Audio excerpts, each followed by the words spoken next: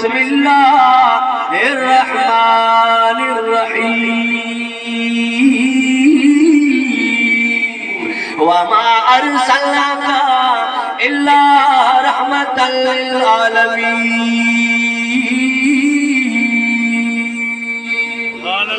अल्लाह फरमाए मुझा सोना पूरे दुनिया जे लामल के रहमत करे मोकलियो, बरकत करे मोकलियो, शफा करे मोकलियो। ऐ मुझा सोना एतरो तमाला के प्यारो, एतरो तमाला के प्यारो जाते मालक बजो नालो ते तो मोहम्मद जो नालो गडुई गडुआ। हजरत अली सही फरमाए पियो मां पगड़ के महबूब जा सलाम देना पगड़ मोहे टकरे असांजे पोयो अचे पियो जेतना सगड़ बगी वल कलमे वारो पगड़ जा घोड़ा पियनी नथा अबू जे तके तो कायनात जा नबी बिठाए हजरत उमर सही वने तो हजरत अली सही जा पगड़ पोयो अचदो पियो कलमे वारो अबू जे लिए जो तके साईं मन मन्या के चंडा खाए ताए छो न तो मने के पगड़ रोए तो जरूर अली सावड़ो या उमर ई सावड़ा करे तो रोए तो वते इमाम मुल्लम फरमाए बेईमान तू परेशान न थी मां पगड़ को पहुंचा दो कया के तो सावड़वा छो तो तू रोए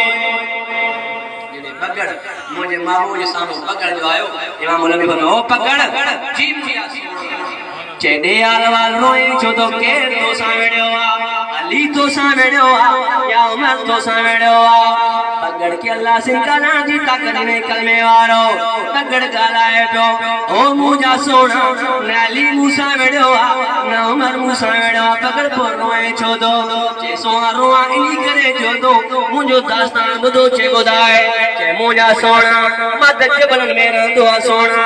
दना बकरी पहुंचाए मुके भूख लगी महबूब दना पे बकरी उचारे मां दिल में सोचो के बकरी के चंबोणी फाड़े करे खावा मुझा सोना यो इरादो क्यों बड़ी दिल में सोचो पगड़ खबरदार ए मदीना मुझे महबूब जो शारा मदीना मुझे मोहम्मद जो इलाको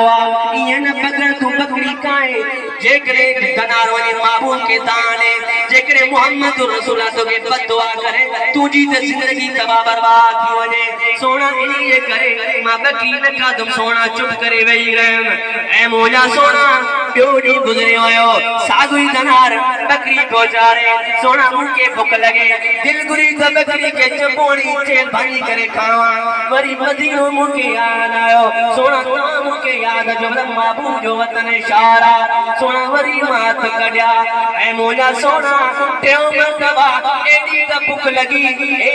लगी जो मरा पो महबूब को मां बकरी के चपोड़ी चेल भाई करे खादा अया खादू मसाराम एडो तो मोहम्मद सलाम अची पहुता मां दिल में सोच जरूर दनार वनी मुझे महबूब के दाने नोआ ए इमाम अंबिया मुके बदुआ कदो भई जान मुझा दबा बर्बाद थी ना सुना इनी जे करे मारो तो कायनात जा नबी फरमायो पगड़ इन गाल जी तमाम मोहम्मद के जरूरत ना है मां तो के इनी जे करे घुरायो ए अबू जेल बैठो जे तो कोई भी जानवर तो मोहम्मद ते गवाही रे तू अल्लाह जो नबी ना वो मां कलमो पढ़ी मुसलमान थी वेंदो माए पगड़ हिए अबू जेल के चेहरे रे से बियो ए चंद्रा ए बदबख्त ए बेईमान एड़े सोने के तू किए न थो मने ए जालिम मत जंगल में रहण वारी जबल में रहण वारी जिंदगी में कायनात जे नबी ते नजर न आए पई अज मां दिसा तो महबूब जी सीरत महबूब जी सूरत मां बे गवाही दे तो मोहम्मद अल्लाह जो सच्चो नबी आ मां पकड़ बे गवाही दे तो खुदा वादा ला शरीक ला पर मोहम्मद जो अल्लाह जो सच्चो नबी आ पगड़न भी मुझे महबूब के सुना तो पत्थरन भी मुझे महबूब के सुना तो चरण भी मुझे महबूब के सुना तो वे काफरन जा बार भी मुझे महबूब के सुना तो ए कलमे वारो जेकरे पाजे महबूब के तू ना सुना तो पाजे महबूब की मां ना सुना तो जड़ो नबी तो असाई से मिलियो आ महबूब की सीरत दुनिया में सबित को मते जेको कुरान तो असाई से मिलियो आ इन कुरान जो शान दुनिया में सबित को मते